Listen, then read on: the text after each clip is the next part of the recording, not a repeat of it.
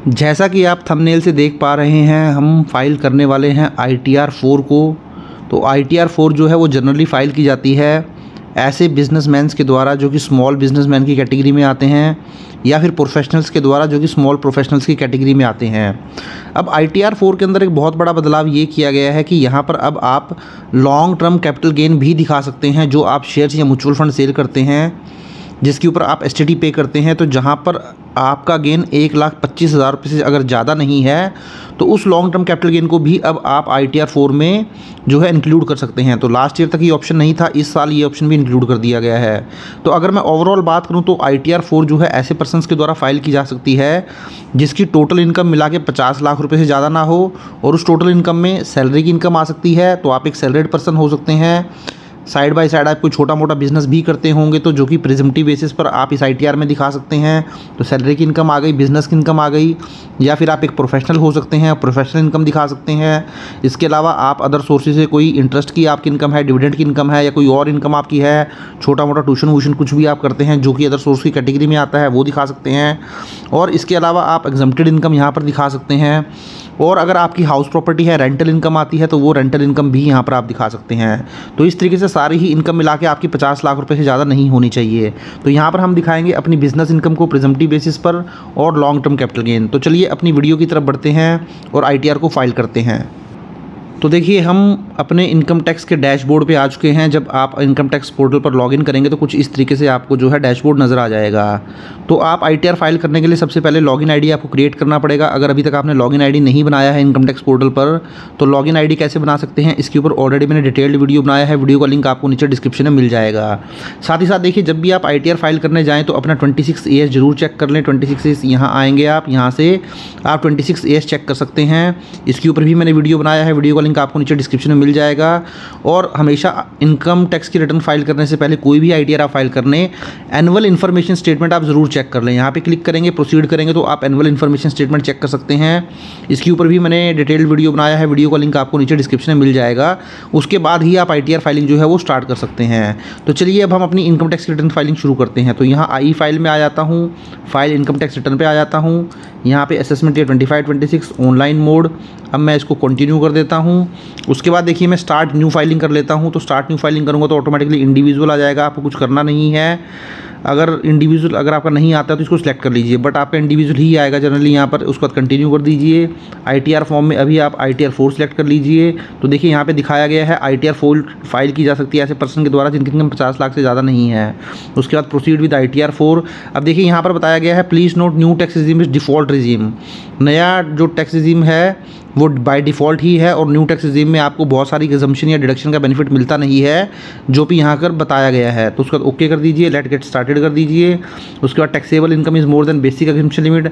अगर आपकी इनकम 3 लाख रुपये से ज़्यादा है तो आप ये चूज़ कर लीजिए, अदरवाइज़ आप अदर का ऑप्शन भी चूज़ कर सकते हैं और कंटिन्यू कर सकते हैं। उसके बाद कंटिन्यू कर दीजिए। उसके बाद ये देखिए आपको बता रहा है कि जो भी आपकी इन्फॉर्मेशन होगी बाय डिफ़ॉल्ट ही आपको ऑटो पॉपुलेटेड होकर यहाँ पर नज़र आ जाएगी। इसको कंटिन्यू कर दीजिए। उसके बाद जब आप पार्ट ये जनरल इन्फॉर्मेशन के ऊपर क्लिक करेंगे, देखिए जैसे ही आप इसके ऊपर क्लिक करेंगे स्टार्टिंग में आपकी सारी ही इन्फॉर्मेशन नज़र आ जाने वाली है। आपका first name, middle name, last name, आपका PAN, date of birth, Aadhaar number, नीचे कॉन्टैक्ट डिटेल नज़र आ जाएगी। उसके बाद आपको सीधा नेचर ऑफ़ एम्प्लॉयमेंट पे आ जाना है। तो देखिए जब आप नेचर ऑफ़ एम्प्लॉयमेंट में आएंगे तो देखिए यहाँ पर आपको दिखाएगा कि आप सेंट्रल गवर्नमेंट एम्प्लॉई हैं, स्टेट गवर्नमेंट है, पब्लिक सेक्टर हैं, या फिर पेंशनर हैं। तो आपको सिंपली यहाँ पर अदर कर देना है अगर आप इनमें से कुछ भी नहीं है। थोड़ा नीचे आएंगे 139 उनके अंदर ITR फाइल हो रही है। अब थोड़ा सा जब आप नीचे आएंगे तो देखिए यहाँ पे आपको दिखाएगा have you exercise the option under section 115 BAC of opting out new tax regime in assessment year 24-25।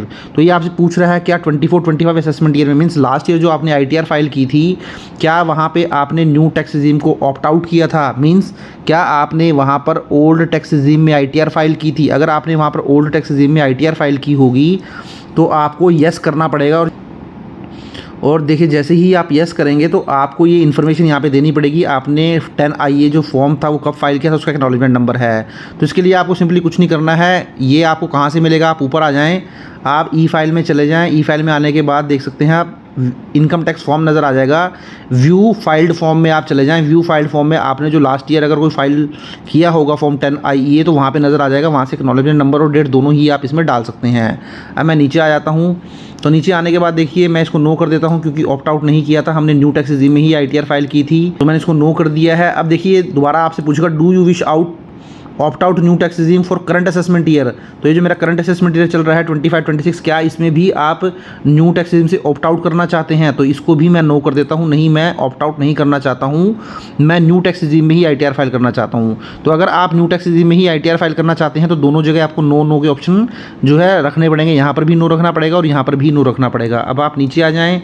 नीचे आने के बाद आपकी बैंक डिटेल आ जाएंगी, उसको आप वैलिडेट होना चाहिए बैंक, एक बार चेक कर लीजिए, उसके बाद इसको कंफर्म कर दीजिए। तो जैसे ही आप कंफर्म करेंगे तो देखिए आपकी जो पहली डिटेल है वो कंफर्म हो चुकी है। उसके बाद आपकी आप देख सकते हैं ग्रॉस टोटल इनकम आएगी, एग्जम्प्टेड इनकम आ जाएगी, long term capital gain, total deduction, tax paid और टोटल टैक्स लायबिलिटी। उसके बाद देख सकते हैं आप, हम दूसरा जो टैब ले लेते हैं अब वो ले लेते हैं ग्रॉस टोटल इनकम का। तो ग्रॉस टोटल इनकम के ऊपर क्लिक कर देता हूँ। जैसे ही ग्रॉस टोटल इनकम के ऊपर क्लिक करूँगा तो देखिए सबसे पहले आपकी इनकम आ चुकी है, income from business and profession. तो यहाँ पर मैंने आपको बताया था कि हम प्रिजम्पटिव बेसिस पर 44 AD के अंदर अपनी इनकम टैक्स रिटर्न को फाइल करेंगे क्योंकि हम बिजनेस इनकम दिखाना चाहते हैं प्रिजम्पटिव बेसिस पर। तो आपकी फाइनेंशियल ईयर 24-25 के अंदर अगर पूरे साल का टर्नओवर या सेल 2 करोड़ से ज़्यादा नहीं थी या फिर 3 करोड़ से ज़्यादा नहीं थी, क्योंकि आपके जो 95% ट्रांजैक्शन थे वो डिजिटल मोड में ही थे, तो आप 44 AD में जो है आप ITR फाइल कर सकते हैं। 44 AD जो है वो प्रोफेशनल्स के लिए होता है। उसके बाद थोड़ा नीचे आएंगे, आप सैलरी की कोई इनकम है वो दिखा सकते हैं, हाउस प्रॉपर्टी से कोई इनकम है एडिट करके यहाँ पे उसको दिखा सकते हैं। नीचे आप आएंगे तो आप इनकम फ्रॉम अदर सोर्सेज, कोई इंटरेस्ट डिविडेंड आपको मिला है वो दिखा सकते हैं। तो मैं नीचे आ जाता हूँ, सबसे पहले मैं दिखाता हूँ 44 AD के अंदर, तो मैं यहाँ पे एडिट कर लेता हूँ। जैसे ही मैं यहाँ पे एडिट करूँगा तो देखिए यहाँ पे आपको आ चुका है प्रिजम्पटिव इनकम फ्रॉम 44 AD। तो शो डिटेल पे क्लिक कर लेता हूँ। उसके बाद देखिए सबसे पहले तो यहाँ पे आपको अपना बिजनेस जो है वो ऐड करना पड़ेगा, तो ऐड अनदर कर लेता हूँ। तो ऐड अनदर में जैसे ही आएंगे तो नेचर ऑफ बिजनेस आपको मेंशन करना है। तो जिस भी नाम से आपका बिजनेस है, सपोज आपका रमन मेडिकोस का कोई बिज़नेस है, आपका कोई जो है शॉप है जहाँ पे आप मेडिकल स्टोर है, जनरल स्टोर है, कुछ भी जो भी आप मेंशन कर सकते हैं। अगर कुछ इस तरीके से नाम आपका नहीं है बिज़नेस का तो सिंपल आपका जो भी नाम पैन नंबर पे वो भी मेंशन कर देंगे तो कोई दिक्कत वाली बात नहीं है। डिस्क्रिप्शन में आप डाल सकते हैं मेडिकल शॉप, कुछ भी करके आप यहाँ डाल सकते हैं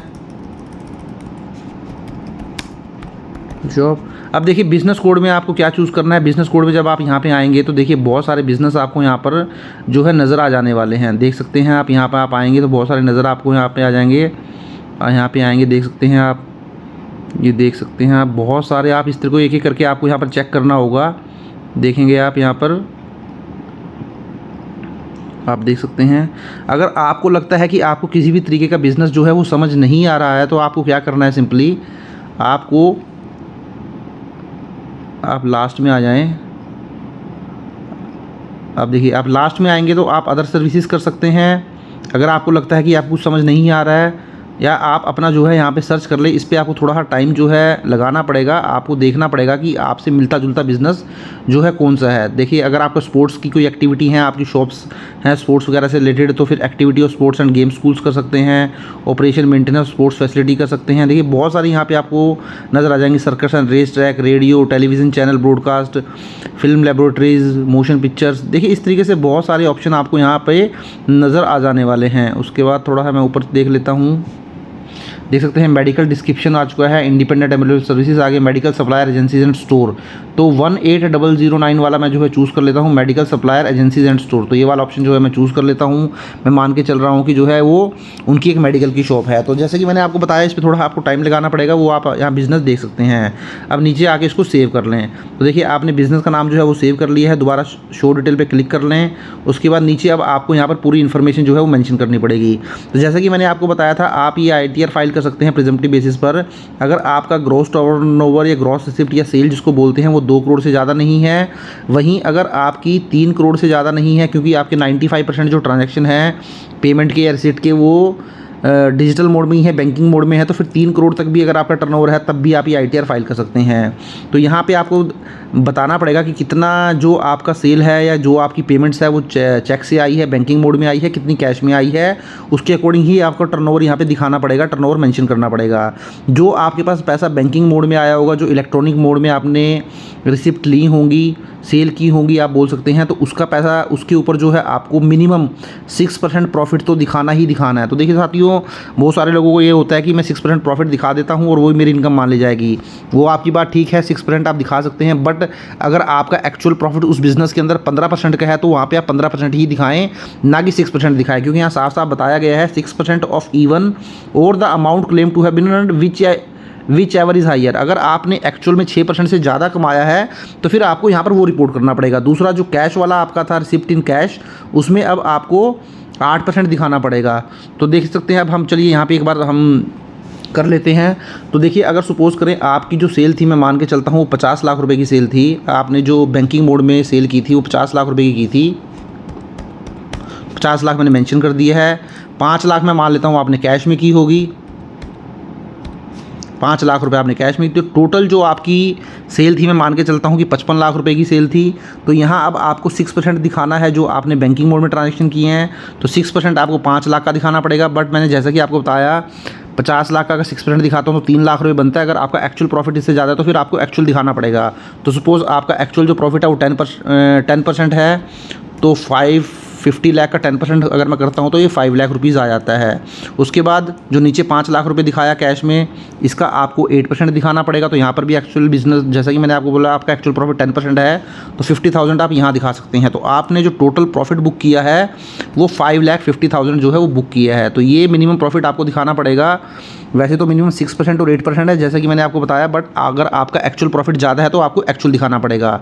एक चीज़ आपको और यहाँ पर ध्यान रखनी है, जो बिज़नेस आप कर रहे हैं, अगर आपने GST नंबर लिया हुआ है तो GST नंबर अगर आपने लिया होगा तो आपको अपने GST पोर्टल पर जाकर वहाँ पे फाइनेंशियल ईयर 24-25 सिलेक्ट कर लेना है। वहाँ से टर्नओवर का फिगर जरूर एक बार क्रॉस चेक कर लेना है, क्योंकि वही आपको यहाँ पर मेंशन करना पड़ेगा। आगे मैं आपको दिखाऊंगा, आगे भी आपको ये फिगर जो है वो GST टर्नओवर जो आपने वहाँ डिक्लेयर की है उसके अकॉर्डिंग ही मेंशन करना है। तो एक बार GST टर्नओवर से जरूर इसको मैच कर लीजिए। उसके बाद थोड़ा नीचे आएंगे, इसी तरीके से 44AD के अंदर आप प्रोफेशनल हैं, कोई डॉक्टर हैं, चार्टर्ड अकाउंटेंट हैं, आप कोई आर्किटेक्ट हैं, तो वो भी यहाँ पर अपनी इनकम को दिखा सकते हैं। इसके लिए मैं अलग से एक सेपरेट ITR जो है वो फाइल करूँगा। उसके बाद आप इसको अब सेव कर सकते हैं। तो जैसे ही आप इसको सेव करेंगे तो देखिए आपका जो बिज़नेस इनकम है वो सेव हो जाएगी। आप देख सकते हैं यहाँ पे आपकी 44AD के अंदर 5,50,000 की इनकम आ चुकी है। तो अब नीचे आए, अगर हाउस प्रॉपर्टी में कुछ दिखाना चाहते हैं तो यहाँ दिखा सकते हैं। इसके अलावा इनकम फ्रॉम अदर सोर्सेज में आपका कोई बैंक इंटरेस्ट है, कोई डिविडेंड है, वो आप यहाँ पर दिखा सकते हैं। अदरवाइज़ यहाँ से ये ऑटोमेटिकली ऑटो पॉपुलेट होके भी आ जाता है। तो आप नीचे आएँ और इसको कंफर्म कर दें। तो देखिए हमने 44AD के अंदर अपनी इनकम जो है वो दिखा दी है। अब देख सकते हैं। इसके अलावा कोई एग्जम्प्टेड इनकम आप दिखाना चाहते हैं तो वो ज़रूर दिखा सकते हैं। बट यहाँ पे आपको देख सकते हैं, आपको कुछ यहाँ पे इन्फॉर्मेशन देनी पड़ेगी अपने बिज़नेस से रिलेटेड कि आपको 31 मार्च 2025 में क्या क्या था आपके पास। तो आप इसको एडिट कर लें। अब देखिए यहाँ पे आपके पास ये सारी ही इन्फॉर्मेशन आ रही है, तो आपको कुछ सारी इन्फॉर्मेशन देने की ज़रूरत नहीं है। जो आपका ये स्टार इंडिकेटेड है वही केवल मैंडेटरी है, बाकी मैंडेटरी नहीं है। तो अब देखिए यहाँ पे आपको जो इन्फॉर्मेशन देनी है, यहाँ आप सन्ड्री क्रेडिटर अपने बता सकते हैं। देखिए ऑटोमेटिकली ही यहाँ पे जो मस्ट इन्फॉर्मेशन है, मैंडेटरी इन्फॉर्मेशन है, उसके आगे 0 लिखा हुआ आ जाएगा। तो सन्ड्री क्रेडिटर आपको मेंशन करना पड़ेगा, इन्वेंट्री आपको मेंशन करनी पड़ेगी, सन्ड्री डेटर बताने पड़ेंगे और कैश इन हैंड। तो ये 4 ही चीज़ें जो हैं वो मस्ट हैं। इसके अलावा बाकी आप देना चाहते हैं तो दे सकते हैं। तो सबसे पहले सन्ड्री क्रेडिटर, मतलब आपको 31 मार्च 2025 को कितना उधार देना है लोगों का पैसा, वो यहाँ पर मेंशन करना पड़ेगा। तो सपोज़ मैं मान लेता हूँ आपको 30,000 रुपीज़ जो है वो पे करने हैं उधार पे, जो आपने माल ख़रीदा हुआ है। उसके बाद लोगों से इन्वेंट्री अगर आपके पास कुछ पड़ी है तो आप इन्वेंट्री मेंशन कर सकते हैं। सपोज़ मैं मान लेता हूँ आपके पास 2 लाख रुपए की इन्वेंट्री पड़ी हुई है, मीन्स आपके पास 2 लाख रुपए का माल पड़ा हुआ है अभी। डेटर जिन लोगों से आपको पैसा लेना है, जो आपने सेल की है, सेल के अगेंस्ट जो लोगों से पैसा लेना है, सपोज़ आपको 50,000 रुपये लेना है तो वो मेंशन कर दीजिए।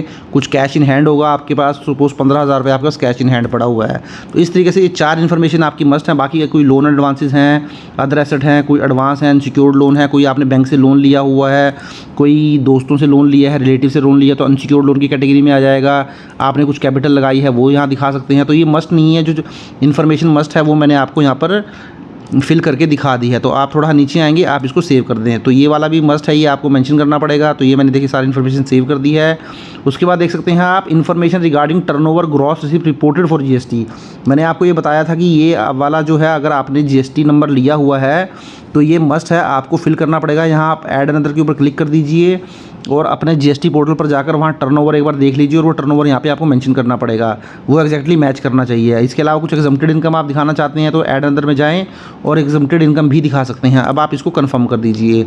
तो इस तरीके से देखिए आपने ही दोनों ही इन्फॉर्मेशन को कन्फर्म कर दिया है। अब आप लॉन्ग टर्म कैपिटल गेन दिखाएंगे। जैसा कि मैंने आपको बताया था, आपने कोई शेयर सेल किए हैं, equity oriented mutual fund sale किए हैं और आपका जो प्रॉफिट है 1,25,000 से ज़्यादा नहीं है, तो वो यहाँ पे आपको दिखाना पड़ेगा। तो देखिए यहाँ मेरे पास एक जीरोधा की स्टेटमेंट है, वो मैं आपको दिखा देता हूँ। तो आप देख सकते हैं एक जीरोधा की स्टेटमेंट है जहाँ पर लॉन्ग टर्म कैपिटल गेन है 1,21,477 का। आप देख सकते हैं यहाँ पर लास्ट लाइन में ये जो है यहाँ बाय वैल्यू है 2,98,000, सेल वैल्यू है 4,23,211। उसके अलावा आप ब्रोकरेज क्लेम कर लेंगे, जीएसटी क्लेम कर लेंगे, सर्विस टैक्स क्लेम कर लेंगे, turnover tax, SEBI charges, stamp duty. STT का बेनिफिट आपको नहीं मिलता है। अगर आपको लॉन्ग टर्म कैपिटल गेन है, शॉर्ट टर्म कैपिटल गेन है तो आप ध्यान रखें एसटीटी का बेनिफिट आपको नहीं मिलने वाला है। तो एसटीटी का बेनिफिट हम छोड़ देंगे। बाकी यहाँ पे मैंने ऑलरेडी फॉर्मूला लगाया हुआ है, आप देख सकते हैं। जो आपका सेल वैल्यू थी वो 4,23,000 थी, उसमें से 298 लेस हो जाता है तो आपका प्रॉफिट आ जाता है 1,24। बाकी आपके खर्चे क्लेम कर लेंगे तो आपका प्रॉफिट हो जाएगा 1,21,000। चलिए ये वाली इन्फॉर्मेशन हम फिल कर लेते हैं। सबसे पहले सेल वैल्यू आपकी कितनी है 4,23,211। तो आप यहाँ पे आएँ, आपका टोटल सेल कंसिडरेशन 4,23,211 हो गया 423। उसके बाद आपकी बाय वैल्यू है 298,943। तो 298,943 आपकी टोटल कॉस्ट ऑफ एक्विजिशन है, प्लस इसके अंदर कुछ एक्सपेंसेस भी आप ऐड कर लें, जैसे ब्रोकरेज हो गया, जीएसटी हो गया, टर्नओवर टैक्स हो गया, सेबी हो गया, स्टैम्प ड्यूटी हो गया। तो ये सारे ही खर्चे आप ऐड कर लेंगे तो आपकी जो टोटल कॉस्ट बनी वो बनी 301,734। तो यहाँ पे 301,734 आप मेंशन कर दीजिए। तो आपका जो प्रॉफिट है एग्जैक्टली मैच हो गया 1,21,477 से। तो आपने ये भी रिपोर्ट यहाँ पे कर दिया। अब इसको कंफर्म कर दीजिए। तो देखिए आपने अब तीनों ही इन्फॉर्मेशनें आपकी जो है कंफर्म हो चुकी हैं। तो ग्रॉस टोटल इनकम भी आ गया है। उसके बाद आपकी टोटल डिडक्शन पे आ जाएं। टोटल डिडक्शन यहाँ पे आपको कुछ ज़्यादा मिलेंगी नहीं, क्योंकि न्यू टैक्स रेजिम में आपको ज़्यादा बेनिफिट मिलता नहीं है। अगर आप एक एम्प्लॉई हैं तो एम्प्लॉई का जो एनपीएस में कंट्रीब्यूशन किया था उसका बेनिफिट आपको मिल जाता है। तो आप सिंपली यहाँ आएँ और इसको भी कंफर्म कर दें। तो देखिए ये वाली इन्फॉर्मेशन भी आपकी कंफर्म हो चुकी है। उसका टैक्स पेड में आ जाएँ। टैक्स पेड में कुछ टीडीएस वगैरह आपका कटा नहीं है, इसको कंफर्म कर दें। उसके बाद लास्ट में टोटल टैक्स लायबिलिटी पे आ जाएँ। टोटल टैक्स लायबिलिटी में देख सकते हैं आपकी सारी इनकम आ चुकी है। ग्रॉस टोटल इनकम आपकी 671 हो गई है, जिस पे कुछ टैक्स लगा 12,500 का, बाकी आपको सारी रिबेट मिल गई। नीचे आप आएंगे तो कोई भी टैक्स आपका नहीं बना है। तो इस तरीके से आप इसको प्रोसीड टू वेरिफिकेशन करके अपनी आईटीआर को फर्दर जो है वो फिल कर सकते हैं। तो इस तरीके से अपनी आईटीआर जो है आप दोस्तों ITR 4 जो है फाइल कर सकते हैं प्रिजम्पटिव बेसिस पर। तो आई होप आपको वीडियो अच्छा लगा होगा। वीडियो अच्छा लगा तो उसको लाइक करें, शेयर करें और चैनल पर फर्स्ट टाइम विजिट किया है तो चैनल को भी जरूर सब्सक्राइब कर लें। Thank you very much, have a nice day, take care.